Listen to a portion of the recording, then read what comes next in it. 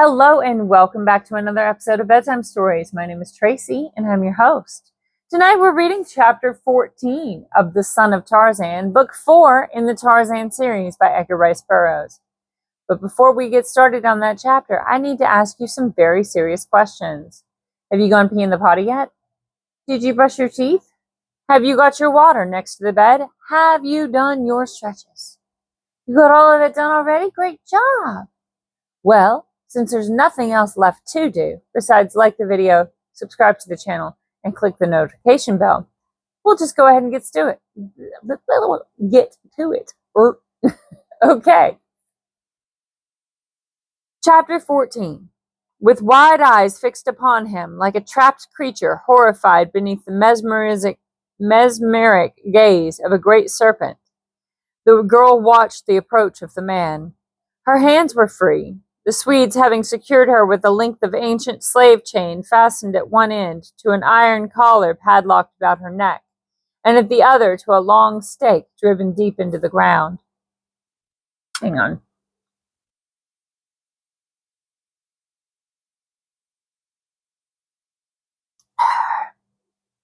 Slowly, Meriem shrank inch by inch toward the opposite end of the tent. Malbin followed her. His hands were extended and his fingers half opened, claw-like, to seize her. His lips were parted and his breath came quickly, pantingly. The girl recalled Jensen's instructions to call him should Malbin molest her, but Jensen had gone into the jungle to hunt. Malbin had chosen his time well. Yet she screamed loud and shrill, once, twice, a third time, before Malbin could leap across the tent and throttle her alarming cries with his brute fingers. Then she fought him, as any jungle she might fight, with tooth and nail. The man found her no easy prey. In that slender young body beneath the rounded curves and the fine, soft skin lay the muscles of a young lioness. But Malbin was no weakling. His character and appearance were brutal, nor did they belie his brawn. He was of giant stature and of giant strength.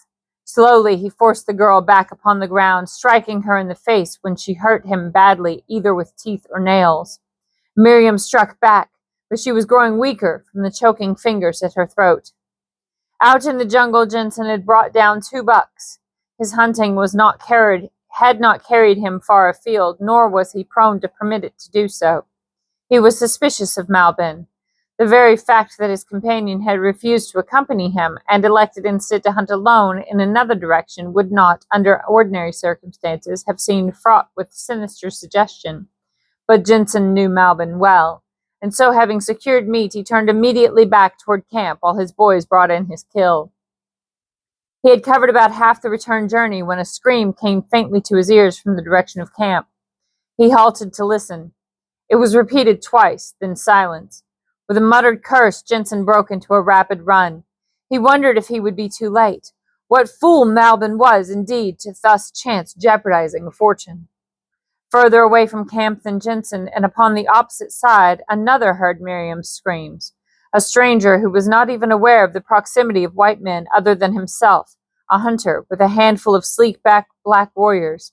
He, too, listened intently for a moment. That the voice was that of a woman in distress he could not doubt, and so he also hastened at a run in the direction of the affrighted voice, but he was much further away than Jensen, so that the latter reached the tent first. What the Swede found there aroused no pity within his calloused heart, only anger against his fellow scoundrel. Meriem was still fighting off her attacker. Malbin still was showering blows upon her. Jensen, screaming foul curses upon his erstwhile friend, burst into the tent. Malbin, interrupted, dropped his victim and turned to meet Jensen's infuriated charge. He whipped a revolver from his hip. Jensen, anticipating the lightning move of the other's hand, drew almost simultaneously, and both men fired at once. Jensen was still moving toward Malbin at the time, but at the flash of the explosion he stopped. His revolver dropped from nerveless fingers. For a moment he staggered drunkenly. Deliberately, Malbin put 2 more bullets into his friend's body at close range. Even in the midst of the excitement and her terror, Meriem found herself wondering at the tenacity of life which the hit man displayed. His eyes were closed, his head dropped forward upon his breast, his hands hung limply before him, yet still he stood there upon his feet, though he reeled horribly. It was not until the third bullet had found its mark within his body that he lunged forward upon his face. Then Malbin approached him, and with an oath kicked him viciously. Then he returned once more to Meriem. Again he seized her, and at the same instant the flaps of the tent opened silently, and a tall white man stood in the aperture. Neither Meriem nor Malbin saw the newcomer. The latter's back was toward him, while his body hid the stranger from Miriam's eyes. He crossed the tent quickly, stepping over Jensen's body. The first intimation Malbin had that he was not to carry out his design without further interruption was a heavy hand upon his shoulder. He wheeled to face an utter stranger, a tall, black-haired, gray-eyed stranger clad in khaki and pith helmet. Malbin reached for his gun again, but another hand had been quicker than his, and he saw the weapon tossed to the ground at the side of the tent, out of reach. "What is the meaning of this?" The stranger addressed his question to Meriem in a tongue she did not understand. She shook her head and spoke in Arabic. Instantly the man changed his question to that language. "These men are taking me away from Korak," explained the girl. "The one would have harmed me. The other, whom he had just killed, tried to stop him. They were both very bad men, but this one is the worst. If my Korak were here, he would kill them. I suppose you are like them, so you will not kill him." The stranger smiled. "He deserves killing," he said. "There is no doubt of that. Once I should have killed him, but not now. I will see, though, that he does not bother you any more." He was holding Malbin in a grasp the giant Swede could not break, though he struggled to do so, and he was holding him as easily as Malbin might have held a little child. Yet Malbin was a huge man, mightily thewed. The Swede began to rage and curse. He struck at his captor, only to be twisted about and held at arm's length. Then he shouted to his boys to come and kill the stranger. In response, a dozen strange blacks entered the tent. They, too, were powerful, clean-limbed men, not at all like the mangy crew that followed the Swedes. "We have had enough foolishness," said the stranger to Malbin. "You deserve death, but I am not the law. I know now who you are. I have heard of you before. You and your friend here bear a most unsavory reputation.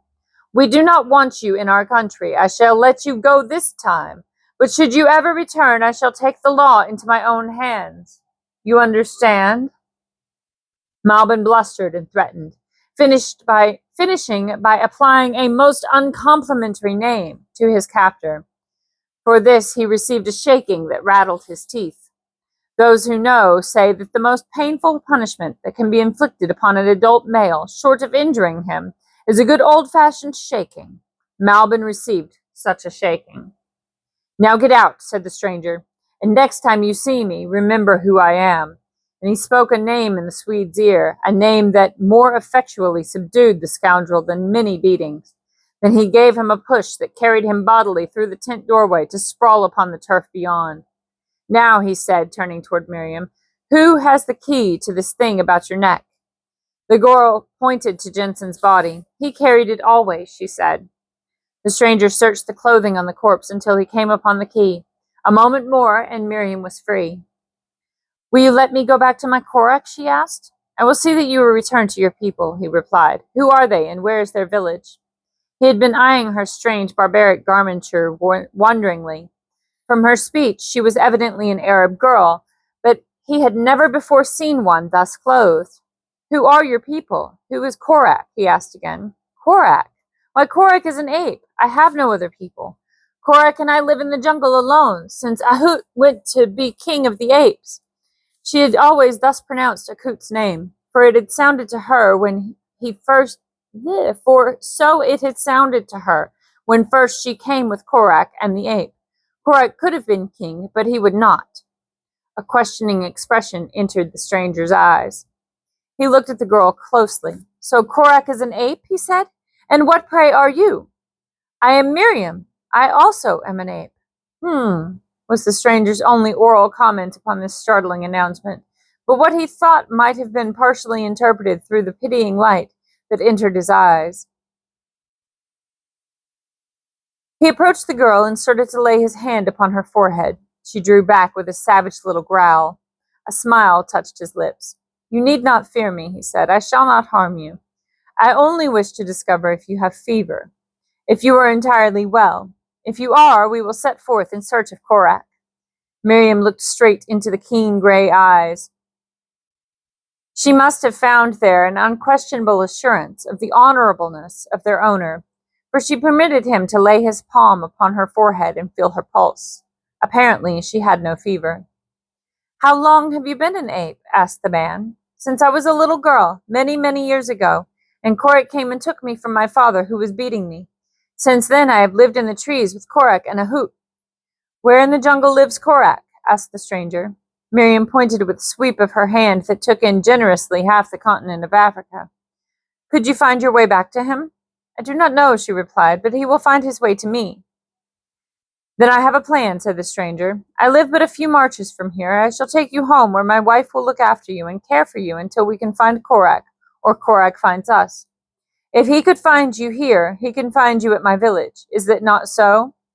Meriem thought that it was so, but she did not like the idea of not starting immediately back to meet Korak. On the other hand, the man had no intention of permitting this poor, insane child to wander further amidst the dangers of the jungle. From whence she had come, or what she had undergone, he could not guess, but that her Korak and their life among the apes was but a figment of a disordered mind he could not doubt. He knew the jungle well, and he knew that men have lived alone and naked among the savage beasts for years, but a frail and slender girl? No, it was not possible. Together they went outside. Malbin's boys were striking camp in preparation for a hasty departure. The strangers' blacks were conversing with them. Malbin stood at a distance, angry and glowering. The stranger approached one of his own men. "Find out where they got this girl," he commanded. The Negro thus addressed questioned one of Malbin's followers. Presently he returned to his master. "They bought her from old Kavudu," he said. "That is all that this fellow will tell me. He pretends that he knows nothing more, and I guess that he does not. These two white men were very bad men. They did many things that their boys knew not the meanings of. It would be well, Bwana, to kill the other." "I wish that I might, but a new law is come into this part of the jungle.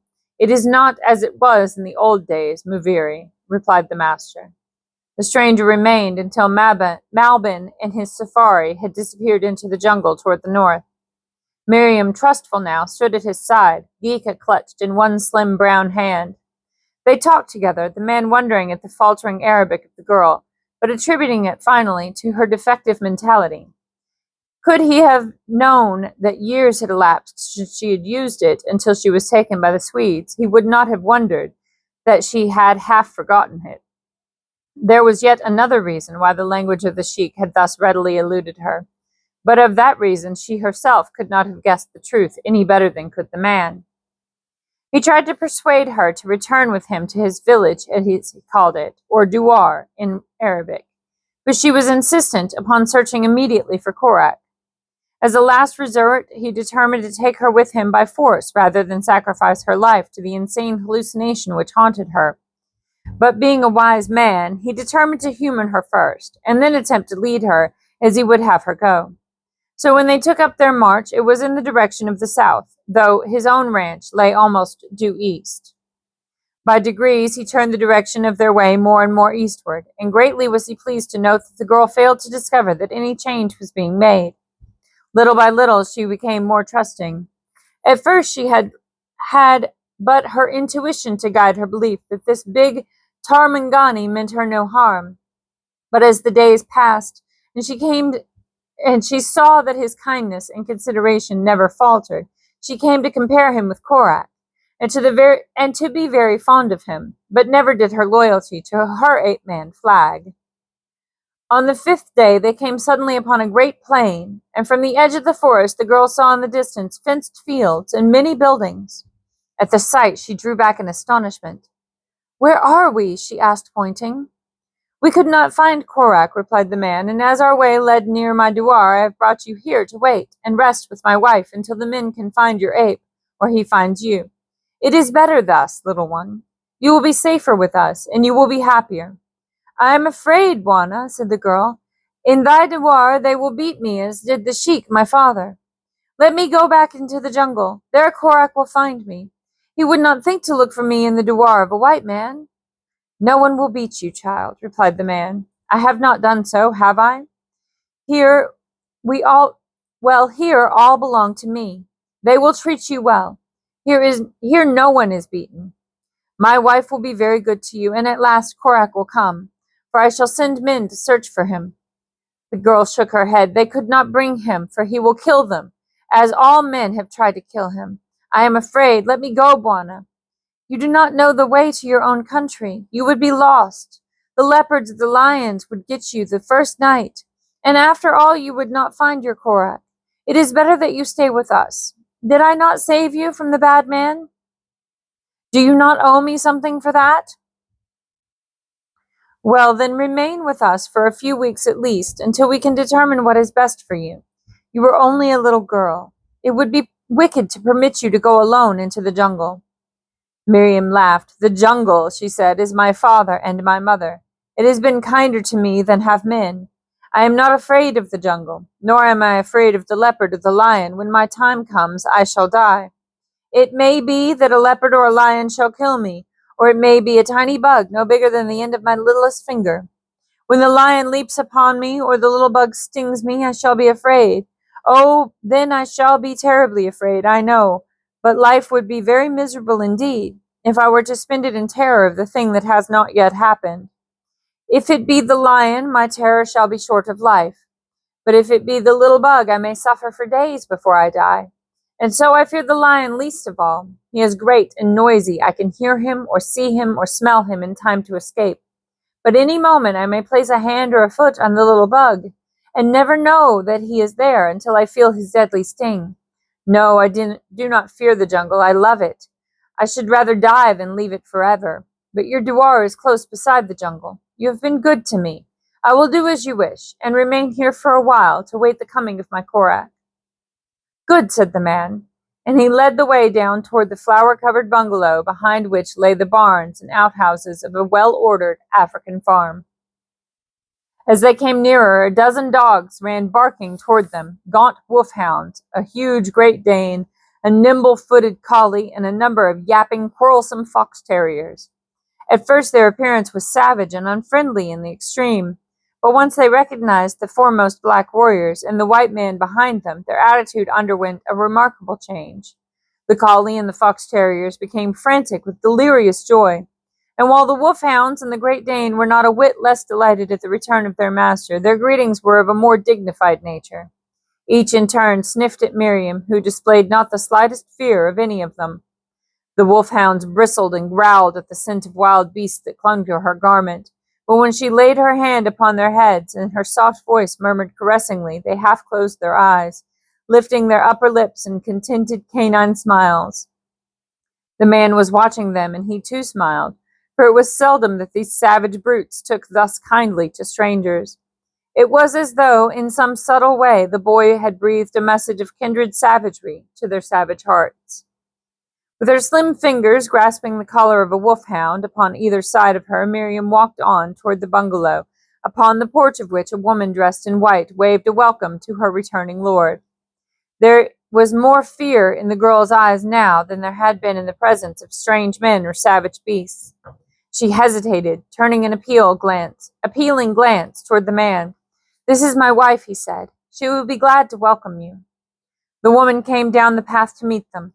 The man kissed her, and turning toward Meriem, introduced them, speaking in the Arab tongue the girl understood. "This is Meriem, my dear," he said, and he told the story of the jungle waif in so far as he knew it. Meriem saw that the woman was beautiful. She saw that sweetness and goodness were stamped indelibly upon her countenance. She no longer feared her. And when her brief story had been narrated, and the woman came and put her arms about her and kissed her and called her my poor little darling, something snapped in Miriam's little heart. She buried her face on the bosom of this new friend, in whose voice was the mother tone that Meriem had not heard for so many years that she had forgotten its very existence. She buried her face in the kindly bosom and wept as she had not wept before in all her life, tears of relief and joy that she could not fathom. And so came Meriem, the savage little Mangani, out of her beloved jungle into the midst of a home of culture and refinement. Already Bwana and my dear, as she first heard them called and continued to call them, were as father and mother to her. Once her savage fears allayed, she went to the opposite extreme of trustfulness and love. Now she was willing to wait here until they found Korak, or Korak found her. She did not give up that thought. Korak, her Korak, always, was first. And that's the end of chapter 14. I'm glad that Miriam's finally safe. And I have a very strong suspicion who this gray-eyed stranger is and who his wife is. And I think you know too. Well, good night. Sleep tight. Don't let the bedbugs bite. And if they do, you bite them back, okay? I love you so very much. Good night.